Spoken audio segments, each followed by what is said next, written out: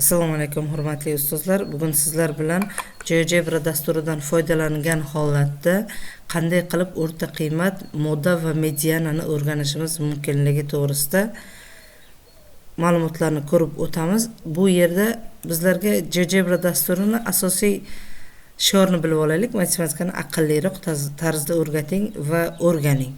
Bizni ma'lum bir mavzuni o'rgatishimizni osonlashtiradi. Ya'ni o'rta qiymat va moda va medianani o'zimiz bilamiz. Kitobda ham juda yaxshi tushuntirilgan va juda oson mavzu. Lekin bu mavzuni o'quvchilarga elektron tarzda tushuntirish uchun quyidagi havolaga kirishimiz mumkin. Sizlarga mana bu ko'k havolani tashlab beraman.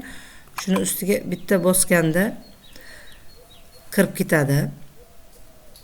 Agar sizlarda translate yoqilgan bo'lsa, mana bu yerda translate, ya'ni tarjima yoqilgan bo'lsa, o'zbekchaga tarjima qilib beradi. Aks holda mana bu yerdagi 3 ta nuqtani bosgan holda перевестиdan angliskiy o'zbekskiy tanlashingiz mumkin. Menda avtomatik yoqilgan, shuning uchun birdan o'zbekchaga tarjima qilib berildi. Xo'p. Bu nimani ko'radi? Avval saytni o'ziga kiraylik. Sayt o'zi nimani yordam beradi bizlarga o'qitishimizga? GeoGebra matematikani bajarish uchun bepul vositalar to'plamidan ko'proq narsadir. Ya'ni deyarli hamma bizlarga ko'rsatilgan xizmatlari bepul. Bu g'ayratli o'qituvchilar va talabalarni bog'lash va ularga matematikani o'rganish va o'rganishning yangi usulini taklif qilish uchun platformadir. Juda yaxshi platforma. Aynan bugungi mavzumizga kerakli qismini ko'rib o'tamiz. Xo'p. O'rtacha qiymat, moda va medianani qanday topishimiz mumkin? Biz mana bu yerda ma'lumotlarni o'zimiz virgul bilan ajratgan holatda kiritishimiz mumkin. Deylik, quyidagi ma'lumotni kiritdim. Endi mana bu doskaga bitta bossam, mana shu ma'lumotlarga oid chastotalar poligonda nuqtalar hosil qiladi. Bu chastotalar poligon. Chastotalar poligoniga ham chizishga ba'zan joy yetmaydi, ba'zan vaqtimiz ketadi, ba'zan ba'zi misollarni ishlash jarayonimizda modasini, medianasini topish osondir, lekin agar sonlar mana bu yerda ma'lumotlar dataset, ya'ni ma'lumotlar to'plamidagi sonlar ko'p bo'lib ketsa, bizlar qiynalamiz. Ularning o'rta qiymatini topishga, modasini topish osondir, medianasini topishga ba'zan qiynalib qolamiz. Ayniqsa ba'zi kitobdagi misollarni ko'rsak, juda qiyin bo'lib ketadi. Ularni topish, ya'ni chastotalar poligonni tuzish juda qiyin bo'lib ketadi. Mana bizlarga chastotalar poligonni tayyor chizib berdi. Shunday sonlarni yozdik. Yana bitta son qo'shay, mayli, mana 7 ni qo'shdim. Chastotalar poligoniga bitta chap tugmamizni bossak, o'zi avtomatik ravishda chastotalar poligoni chizib beradi. Xo'p, mana bu yerda tasodifan tanlashimiz mumkin sonlar. Randomizni ustiga bitta bossak, bizga tasodifan o'zi son tanlab beradi. Lekin bizlarga mana bu sonlar o'zimiz tanlab oldik. Xo'p, endi bizga min, ya'ni o'rtacha qiymatini topish kerak bo'lsa. O'rtacha qiymatini o'zi avtomatik tanlab beryapti. 6,5 dan sal ziyodroq, taqriban 6,5 ekan. Endi medianasini topaylik.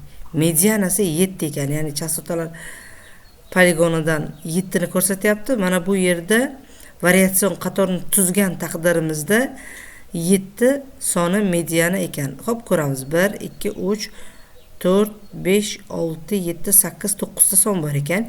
Demak, 9 ta sondan 5-son mediana ekan. 3, 4, 4, 6, 6 dan keyin 7 keladi. Ya'ni o'zi avtomatik variatsion qator tuzib, o'rtadagi sonni tanlab olyapti. Endi modasini ko'radigan bo'lsa, eng ko'p uchragani 9, ya'ni chastotalar poligonida 3 ta nuqtani egallayapti. Bu yerda 3 ta nuqtani eng ko'p uchragani. Xo'p, hammasini bittada ko'rsak bo'ladimi? Bo'ladi, mana. Ya'ni mediana, moda, o'rta qiymat hammasi bir joyda joylashgan. Mana bu yerda line plot ni bossak, nuqtani olib tashlaydi. Lekin bizlarga line plot kerak bo'ladi. Keling endi keyingi ma'lumotlar to'plamida randomiz, ya'ni o'zimiz taxminan tanlab olamiz. bizga 1, 3, 7, 8, 8, 10, 15, 20, 21, 25 dan iborat bo'lgan sonlar qatori berildi. Bu taxminan olingan sonlarimiz birdan variatsion qatorni tashkil qilar ekan. Xo'p, bu variatsion qatorining o'rta qiymati nechaga teng ekan? Taqriban 12 ga teng. Medianasi esa 9 ga teng ekan. Ya'ni hozir bu yerda 8 2 marta uchrayapti. Bo'ldi. Modasi 8 ni o'zi, ya'ni faqatgina 8 2 marta uchrayapti. Modasi 8. Medianasi 1 2 3 4 5 6 7 8 9 10 ta sondan